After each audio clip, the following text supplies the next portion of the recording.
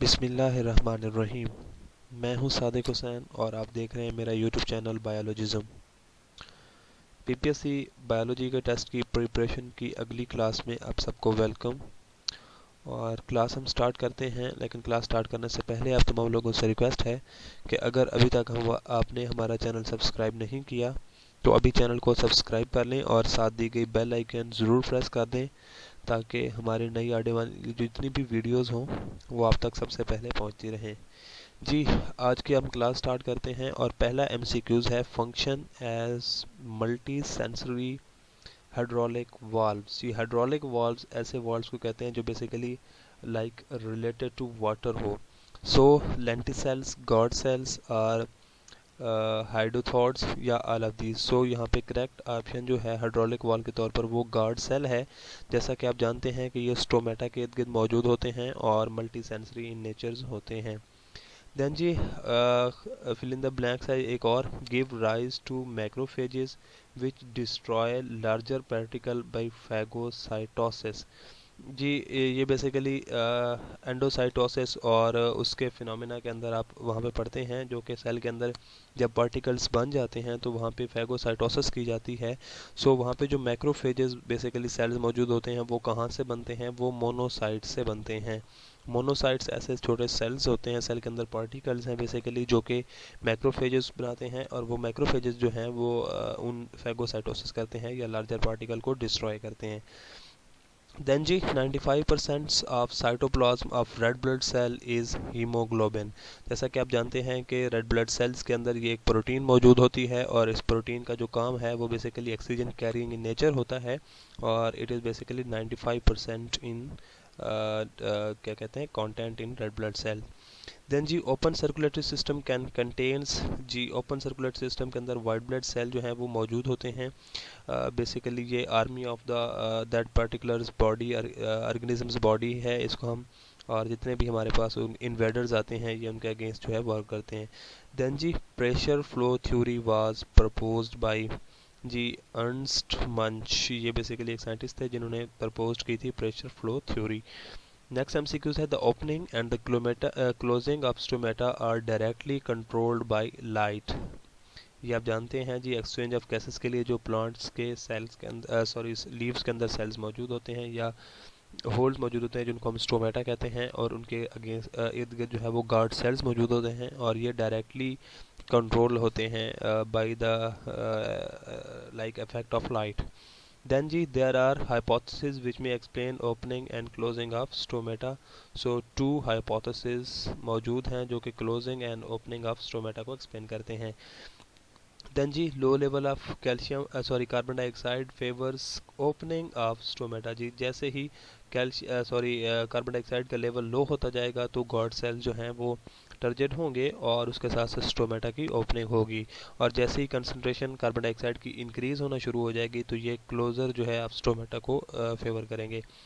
Then जी, symbionts which help plant in uptake of phosphorus and trace metal such as zinc and copper, तो they are fungi. Fungus in nature जो है ये हमारे पास मौजूद होती है। जी, हमारा अगला एमसीक्यूज है, addition of salt and other solute from other cell into xylem sap, the water potential of xylem sap. अच्छा, जब भी हमारे पास जाइलम के अंदर जो दूसरे साल्ट्स वगैरह या सल्यूट्स वगैरह ऐड किए जाएं किसी भी टिश्यूज़ के अंदर से, तो जाइलम सैप का जो वाटर पोटेंशियल होता है वो लोअर हो जाता है। देन जी, next MCQs is single circuit heart is found in, जी फिशेज। जी यहाँ पे आप देख सकते हैं इनके अंदर single atrium and single ventricle होता है और सिंगल सर्किट हार्ट जो है वो यहाँ पे मौजूद होता है। देन जी, stomata open due to of potassium ion into the guard cell from the surrounding of epidermis. जी, जब भी हमारे पास जो पोटाशियम आयन होते हैं ये एक्टिवली ट्रांसपोर्ट होते हैं गॉड सेल्स के अंदर, और इस गॉड सेल्स यहाँ पे क्या करते हैं, इसकी वजह से टर्जेट हो जाते हैं और रिजिडिटी इंक्रीज होने की वजह से स्टोमेटा जो है वो ओपन हो जाते हैं। देन जी, which of the following is true about heart of earthworm. तो अर्थवर्म जो है उसके अंदर क्या होता है, यहाँ पे पूछे गए स्टेटमेंट कि कौन सी स्टेटमेंट हर्ट के बारे में करेक्ट है। तो जो हमारे पास अर्थ के अंदर हर्ट है वो एसोफेगस की लेटरल साइड पे जो है वो प्रेजेंट होता है, तो सी ऑप्शन जो है that is correct one. Then जी it has been estimated that the normal person plasma constitute about volume of the blood, तो ब्लड के अंदर जो ब्लड प्लाज्मा होता है नॉर्मल पर्सन के अंदर वो 55% जो है वो इतना होता है। देन जी brown fat present in certain mammal is specialised in, जी ब्राउन फैट जो है ये बेसिकली मैमल के अंदर मौजूद होता है और ये हीट प्रोडक्शन जो है उसके अंदर मौजूद होता है। सो रैपिड हीट प्रोडक्शन जो है वो ब्राउन फैट से की जाती है। देन जी painting is a representative of which mechanism, जी पेंटिंग बेसिकली ये एवेपोरेटिंग मैकेनिज्म है, एक डॉग्स के अंदर प्रेजेंट होता है और ये बेसिकली एवेपोरेटिंग कूलिंग्स जो है उसकी एक रिप्रेजेंटेटिव लाइक मैकेनिज्म है। देन जी formation of heat shock protein in plant result in, जी जब प्लांट के अंदर जितनी भी हीट शॉक प्रोटीन बनती हैं ये basically embracing the enzyme and other protein and prevent there denaturation, ये उनका काम करती हैं। लाइक ये जितने भी वहाँ पे प्रोटीन डीनेचुरेशन होना हो जाती है बाज़ दफ़ा हीट की वजह से, उसको क्या करती हैं अब मेंटेन करती हैं, क्योंकि हीट जैसे ही इंक्रीज़ होती है तो एंजाइम की डीनेचुरेशन के चांसेस ज़्यादा बढ़ जाते हैं। अगर वहाँ पे protein shock heat shock protein मौजूद हो तो उनकी वजह से ये इसकी डीनेचुरेशन जो है वो कम होती है। Then जी fishes, most of the invertebrates and amphibians are example of ectotherms, जी फिशेस और एम्फीबियंस और बहुत से इन्वर्टिब्रेट जो हैं ये एक्टोथर्म इन नेचर होते हैं। देन जी the mechanism of regulation generally between the organism and its environment absolute and gain and the loss of water is called osmoregulation, जी ये मैं आपको बताता चलूँ दो हमारे पास टर्म्स होती हैं, एक ऑस्मो रेगुलेटरी होते हैं और एक ऑस्मो कन्फर्मर होते हैं। सो ऑस्मो कन्फर्मर ऐसे ऑर्गेनिज्म को कहते हैं जिसके अंदर ऑर्गेनिज्म अपनी बॉडी और एक्सटर्नल एनवायरनमेंट का जो टेम्परेचर है उसको मेंटेन करते हैं, ठीक है जी, वो ऑस्मो कन्फर्मर होते हैं। जबकि ऑस्मो रेगुलेटर जो होते हैं इनके अंदर जो हमारे पास ऑर्गेनिज्म आते हैं वो अपने बॉडी टेम्परेचर को रेगुलेट करते हैं according to their temperature. These both, I mean osmoregulation and osmoconformation are the mechanism under the homeostasis. Then जी next MCQ है which of the following represent osmoregulatory steps taken by hydrophytes. Hydrophytes जो हैं ये basically ऐसे plants हैं जो कि water के अंदर मौजूद होते हैं, तो ये अपने ऑस्मो रेगुलेटरी के लिए कौन सा लाइक प्रोसेस या मैकेनिज़्म फॉलो करते हैं, तो ये इनके अंदर क्या होता है ट्रांसपायरेशन जो है उसका फिनोमेना जो है वो इंक्रीज़ कर देते हैं। सो increasing transpiration by increasing the surface area of the leaves, mean hydrophytes के अंदर लीव्स जो हैं वो उनका सरफेस एरिया बढ़ जाता है और उनके बढ़ने की वजह से वहाँ पे क्या होता है ट्रांसपायरेशन जो है उसका इंक्रीज रेट जो है वो भी इंक्रीज़ हो जाता है। देन जी most of the marine invertebrates are osmoconformers, जी बेसिकली जितनी भी हमारे पास फिशेज होती हैं या मैरीन लाइफ होती है they are basically osmoconformer in the nature. Then जी which of the following marine fishes are considered direct descendant of the fresh water ancestor, ये आपके पास पूछा गया है कि कुछ मैरीन फिशेस यहाँ पे मौजूद होती हैं जो कि जिनको हम कहते हैं कि वो डिसेंडेंट हैं फ्रेश वाटर इंसेस्टर के, तो जितनी भी बोनी फिशेज होती हैं उन फिशेज को हम क्या कहते हैं these are the descendant of the ancestor like fresh water ancestor जितने भी हमारे पास ऑर्गेनिज्म हैं। देन जी which excretory product is in produced sorry which excretory product is produced in plants during autotrophic mode of life, so जितने भी हमारे पास autotrophs होते हैं ये कार्बन डाइऑक्साइड को यूज़ करते हैं और ग्लूकोज की प्रोडक्शन करते हैं और उसके साथ साथ वहाँ पे बेसिकली ऑक्सीजन जो है वो एक्सक्रीटरी प्रोडक्ट जो है बनता है। ऑटोट्रॉफिक जितने भी ऑर्गेनिज्म हैं दे प्रोड्यूस एक्सक्रीटरी प्रोडक्ट्स। जी अगला हमारा एमसीक्यूज है which of the following statement about conifers is correct, so conifers के बारे से यहाँ पे जो है स्टेटमेंट दी गई हैं और पूछा गया है कि कौन सी करेक्ट है। सो इनके बारे में जो करेक्ट है वो ऑप्शन डी है excrete some of waste material directly into soil occasionally using them as a chemical weapon against other competing plants। So conifer जो हैं वो अपने वेस्ट मटेरियल को या तो डायरेक्टली क्या करते हैं सॉइल के अंदर रिलीज़ कर देते हैं और अगर वहाँ पे रिलीज़ ना करें तो ये जो अदर कंपीटिंग प्लांट्स होते हैं उनके अगेंस्ट केमिकल वेपन के तौर पर भी इसको यूज़ करते हैं। देन जी purine and pyrimidine metabolism result in production of xanthine, जी ये प्यूरिन एंड पैरामिडीन है, these are basically nitrogenous bases, और ये जो हैं मेनली हमारे पास डीएनए या आरएनए के स्ट्रक्चर के अंदर मौजूद होती हैं, और इनका जो मेटाबॉलिज्म होता है उसकी वजह से जो वेस्ट मटेरियल प्रोड्यूस होता है उसको हम ज़ैंथीन कहते हैं जी। देन जी amount of water required to excrete 1 gram of urea is जी, 1 ग्राम यूरिया जो है उसको रिलीज करने के लिए हमारे पास अमाउंट ऑफ वाटर जो है 50 ml रिक्वायर्ड होती है। ईच अच्छा, each nephridium of earthworm open exterior by nephridiopore. अच्छा, बेसिकली ये जो हमारे पास अर्थवर्म है इसके अंदर जो मेनली एक्सक्रीटरी जो स्ट्रक्चर है इसके अंदर वो है नेफ्रीडियम, और नेफ्रीडियम जो है वो एक्सटीरियरली जो एक्सटीरियर साइड पे ओपन होता है वो एक पोर के जरिए ओपन होता है जिसको हम नेफ्रीडियो पोर कहते हैं। देन जी the main nitrogenous waste form in the body of earthworm is जी, अर्थवर्म के अंदर बेसिकली ये यूरिकोटैलिक होते हैं, और यहाँ पे यूरिया जो है वो नाइट्रोजिनस बेस के तौर पर क्या होता है, बनता है या फॉर्मेशन होती है। नेक्स्ट एमसीक्यूज है, which of the following excretory structure is associated with the gut of organism. जी, ऑर्गेनिज्म ये बेसिकली अर्थवर्म के अंदर ही मौजूद होती है, सॉरी ये आपके पास लाइक काकरोच के अंदर मौजूद होती हैं एक्सक्रीटरी स्ट्रक्चर्स जो कि गट के साथ एसोसिएट करते हैं, और इनको हम मल्फिजियंस ट्यूब्स कहते हैं। देन जी नेक्स्ट एमसीक्यूज है, which of the following nephron play important role in the production of concentrated urine. जी, कंसंट्रेटेड यूरिन बनाने के लिए नेफ्रॉन का जो जेक्स्ट्रा मैगलरी जो पार्ट है या पोर्शन है ये क्या करता है, मेन रोल प्ले करता है। देन जी which of the following kidney stones are most common. अच्छा, किडनी स्टोन्स के हवाले से बात की गई है तो इनमें कैल्शियम ऑक्सीलेट जो किडनी स्टोन की कॉज है ये बेसिकली कॉमन इन नेचर होती है।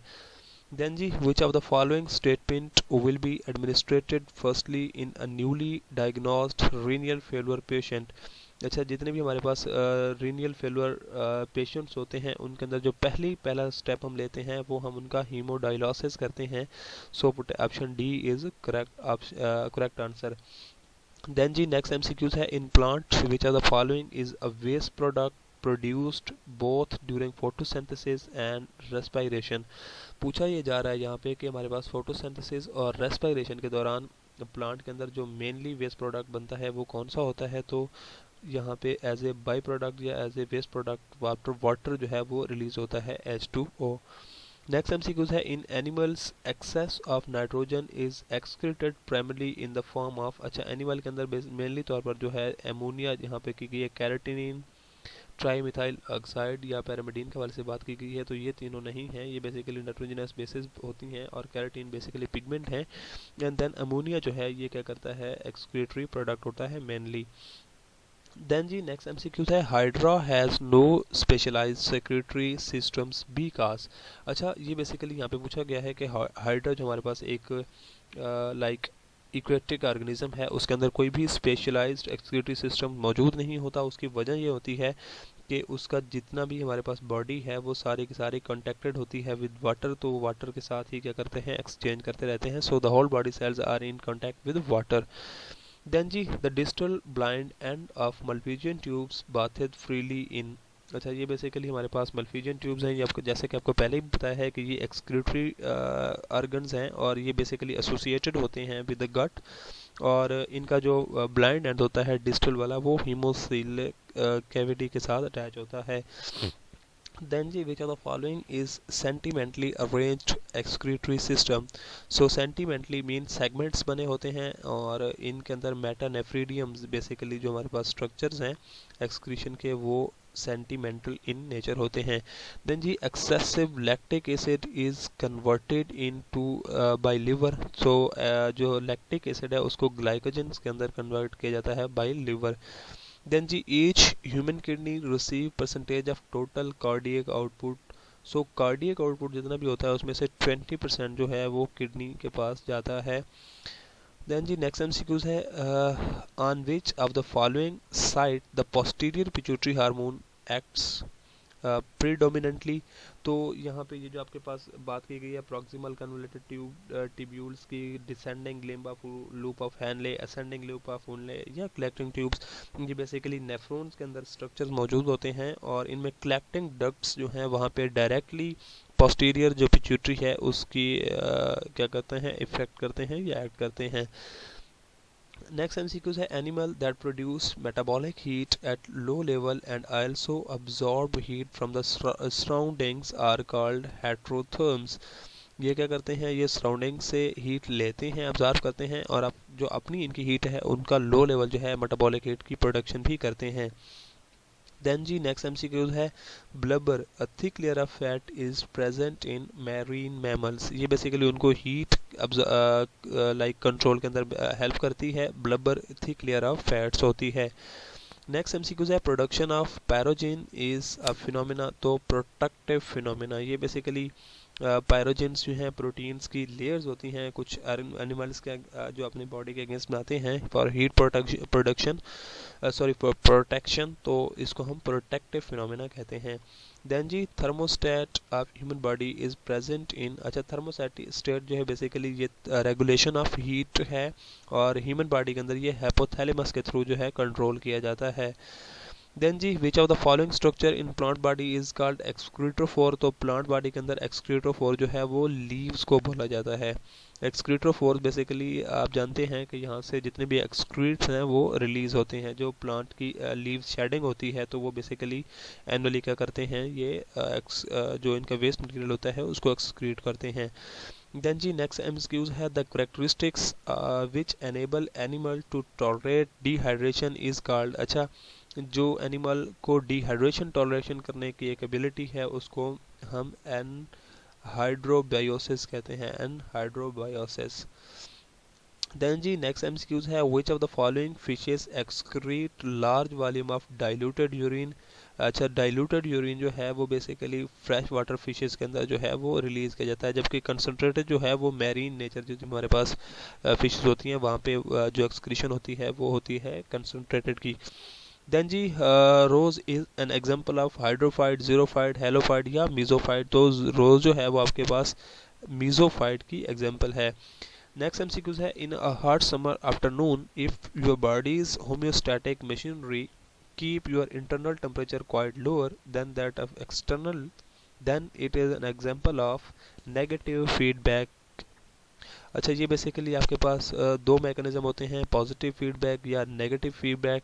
ये कंट्रोल किया जाता है जो आपके पास रिएक्शंस हो रहा है उसके प्रोडक्ट के थ्रू। ये बेसिकली होम्योस्टेसिस के अंदर मौजूद होते हैं और इसके अंदर क्या होता है कि हॉट समर में बॉडी जो है हमारे इंटरनल टेम्परेचर को क्या करती है, क्वाइट लो रखती है एक्सटर्नल टेम्परेचर के अगेंस्ट, तो उसको हम क्या कहते हैं, नेगेटिव फीडबैक कहते हैं। While in case of summer sorry winter जो है हम बॉडी जो है हमारे इंटरनल टेम्परेचर को क्वाइट हायर रखती है, सो इसको हम पॉजिटिव फीडबैक कहते हैं। देन जी नेक्स्ट एमसीक्यूज है marine fish can keep their internal environment hypotonic with respect to the surrounding salty water by retaining, जी जो मैरीन ऑर्गेनिजम्स होते हैं लाइक मैरीन फिशेस हैं वो अपने इंटरनल एनवायरनमेंट को हाइपरटोनिक रखते हैं और वो basically trimethylamine oxidase use कर रहे होते हैं। ये केमिकल यूज़ करते हुए वो क्या करते हैं, हीट जनरेट करते हैं जिसकी वजह से उनका इंटरनल जो है एनवायरनमेंट जो है वो हाइपरटोनिक हो जाता है। सो ये आज की हमारी क्लास थी। होप सो आपको आज की क्लास समझ आ गई होगी। अगर आपकी क्लास में कोई क्वेश्चंस हैं या अगर आप पीडीएफ चाहते हैं तो डिस्क्रिप्शन में दी गई मेल पे ज़रूर कांटेक्ट कीजिएगा और अपने क्वेश्चन जो हैं वो कमेंट सेक्शन में ज़रूर मेंशन कीजिएगा। मिलते हैं अगली क्लास में, तब तक के लिए अपना बहुत सारा ख्याल रखिएगा। मुझे दीजिए इजाज़त। अल्लाह हाफिज़।